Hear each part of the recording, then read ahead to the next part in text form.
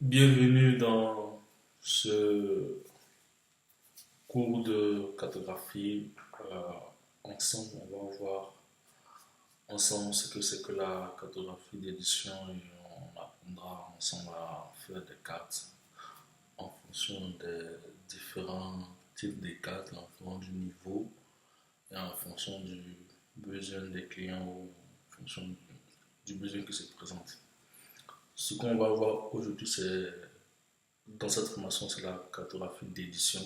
Qu'est-ce qu'on appelle la cartographie d'édition? C'est les cartes qu'on voit, ou on peut appeler ça la cartographie imprimée, les cartes imprimées, les cartes qu'on voit sur les pancartes, sur les panneaux publicitaires, ou voilà, toute cartographie qui n'est pas web, c'est-à-dire on peut pas, toute cartographie qui n'est pas dynamique, on peut appeler ça de la cartographie d'édition. Alors, premièrement, définissons ensemble ce que c'est que la cartographie. La cartographie, c'est une science qui consiste à représenter graphiquement la Terre. Quand je dis la Terre et océan. Donc, consiste à représenter sous une forme plane, sous une carte, disons, ce qu'on voit dans la réalité. Et il faut dire qu'au fil du temps, la cartographie a évolué, passant de simple dessin qu'on pouvait voir sur des parchemins, sur des roches, ou en tout cas de l'Antiquité jusqu'au Moyen-Âge, jusqu'aux récentes périodes antiques, juste avant qu'on commence à faire les cartes sur des papiers, il existait des cartes.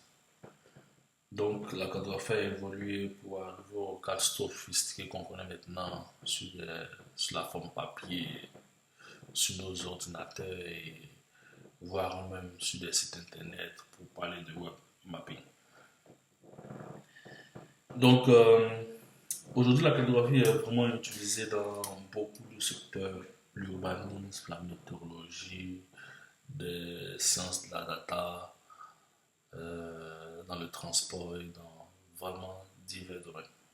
Donc quand on parle de carte, la carte est une représentation graphique de la réalité. C'est-à-dire on veut matérialiser la réalité d'une ville dans son ensemble, on peut le faire par une carte. Ok. Donc, quand on parle de carte, quels sont les éléments qu'on peut voir sur une carte?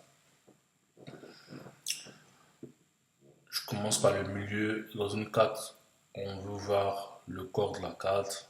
On veut connaître ce que la carte enseigne, ce que la carte donne comme information. Donc, on a le titre de la carte, on a la légende, on a l'échelle de la carte. L'échelle, c'est la comparaison entre la réalité de la représentation et la représentation. C'est-à-dire, on veut, si on fait la cartographie de la ville de Rennes en France, par exemple, sur la carte, vous devez mettre l'échelle pour qu'on voit comparativement les distances entre deux lieux sur la carte correspond à quelle distance dans la réalité. Si il y a 2 centimètres entre une boulangerie et la mairie, alors quelle est la distance réelle dans la réalité entre la boulangerie et la mairie? Donc, pour avoir ce rapport-là, on fait recours à l'échelle. On a la projection de la carte, les différents types de projections. Donc, une carte date projetée dans une projection donnée. On a l'orientation de la carte, d'autres disent plus rapidement le nord géographique. Donc, l'orientation de la carte est très importante. Le fond de carte aussi, les sources, très, très, très important de mentionner des sources sur les cartes et la signature pour savoir qui fait la carte. Donc, c'est ces éléments-là qui constituent une carte. Une carte professionnelle doit être constituée par ces éléments-là. Ah, ok. Dès cet instant, que représente-t-on par une carte? C'est quoi la représentation des données? Qu'est-ce qu'on a dans les cartes? Ok. Dans les cartes, on représente des données. Et les données, il en existe de deux types. des données, il en existe de deux types, des données quantitatives et des données dites qualitatives. Ok. Les données quantitatives sont des données qu'on peut mesurer, compter, et il en existe deux types de données quantitatives absolues. C'est des quantités réelles comme la population d'une ville. Et on a des données quantitatives relatives qui sont liées généralement à des référentiels comme la densité de population, un ratio, un taux. C'est des données quantitatives mais relatives. Quant aux données qualitatives, il en existe également de deux types. De deux types.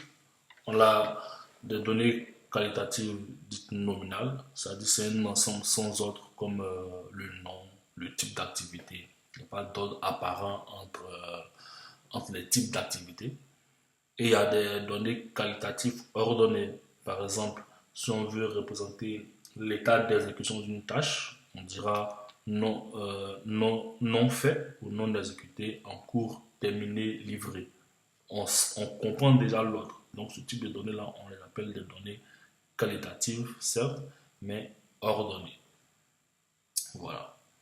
Et dans une prochaine vidéo, on expliquera cela plus en détail lorsqu'on sera en train de faire des cartes. Ok. On va aborder maintenant l'aspect représentation cartographique. Parce que c'est bien vrai de parler de données et de la carte. Mais lorsqu'on veut représenter cartographiquement, il faut avoir en tête trois notions. L'implantation géographique, le niveau de représentation et la variable visuelle. L'implantation géographique, c'est tout simplement la géométrie qu'on représente, c'est-à-dire on veut représenter une ville en fonction de l'échelle. On utilise quelle implantation géographique, c'est-à-dire on utilise un point pour représenter la ville. Okay, donc si on veut aller dans une grande échelle, on va représenter la ville par un polygone, etc., etc., etc. Donc le niveau de représentation, il s'agit juste de ce que les données expriment. Donc, on rentre maintenant dans le détail de l'expression de la donnée.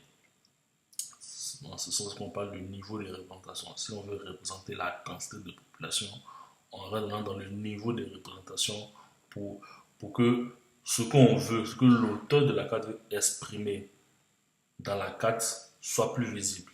Et ensuite, on parle des variables visuelles. Quand on parle de variables visuelles, c'est-à-dire la forme des symboles, la taille, le grain, les couleurs, l'orientation. Et au fur et à mesure qu'on fera des cartes, on pourra comprendre quels sont les types de variables visuelles qu'on peut avoir. Donc, pour représenter cartographiquement les données, il faut savoir que les données quantitatives absolues se représentent. On, on va commencer par les données qualitatives nominales. Les données qualitatives nominales se représentent par la différence. On peut mettre la différence par des couleurs sans gradation, par le bleu, le rouge, pour représenter ce qui est fait ou ce qui n'est pas fait, ou par des motifs ou des formes, ou même l'orientation, mais sans gradation apparente pour ne pas confondre avec des données qualitatives ordonnées. Donc, les données qualitatives ordonnées, eux, se représentent par des gradients, par des dégradés de couleurs, par la variation des tailles. Si on parle de forme, là, on commence à comprendre déjà qu'il y a une différenciation entre la donnée. Donc, on commence à mettre un certain ordre. Donc, si c'est des couleurs, on fait des dégradés de couleurs. Si c'est des formes, on fait une différenciation au niveau de la taille, une variation de taille. Les données quantitatives absolues, elles se représentent par la variation de la taille. On les appelle des symboles proportionnels. C'est comme ça qu'on représente des données quantitatives absolues. Et pour finir, les données quantitatives relatives se représentent par des gradients de couleurs. Pas des gradients de couleurs ou des gradients de forme, mais pas des gradients. Voilà. Donc, sans rentrer dans le détail ou sans rentrer dans du jargon technique pour les cartographes professionnels.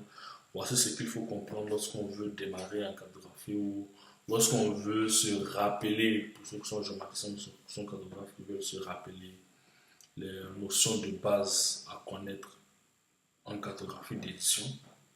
Voici les infos qu'on doit connaître, maîtriser comme base. Donc j'espère que cette première vidéo vous sera utile.